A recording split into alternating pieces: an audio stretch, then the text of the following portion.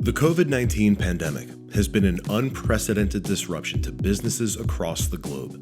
Most manufacturing and logistics organizations have struggled to adjust. GM was able to pivot with relative ease, from building cars to creating face masks and respirators. The pandemic forced them to pivot using the technology they had on hand, and more importantly, to rely on their core IP ingrained in their DNA, an intimate understanding of the manufacturing process. This has made something clear that was always self-evident.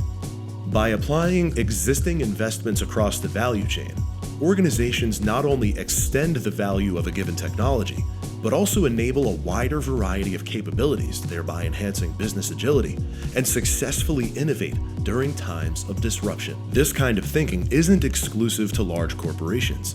Any digital transformation initiative should be done with an intent to cover business continuity planning. This drives home one of the core precepts of being a modern business. The disparate approach to technology acquisition is a silent killer. Technology should be applied in context and in support of a reimagined business process and organizational structure. When thinking about Industry 4.0, manufacturing organizations often map certain technologies to specific points in the value chain, such as augmented reality for R&D and personalized AI bots for customer support. By looking at those solutions from the perspective of the overall value chain, rather than the individual areas they are applied, organizations can gain a complete view of everything that's needed in order to make data flow seamlessly across the organization.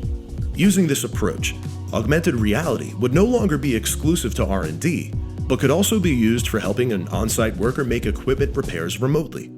Planning and engineering systems data could be tapped to deliver the type of highly personalized experience customers expect. However, transactional systems need to be rewired to make this happen. A foundation of data, IoT, and cloud all needs to support a range of contactless technologies that will become more prevalent in a post-pandemic world. With the wide acceptance of IoT and cloud, the modern manufacturing business has a new ideal structure.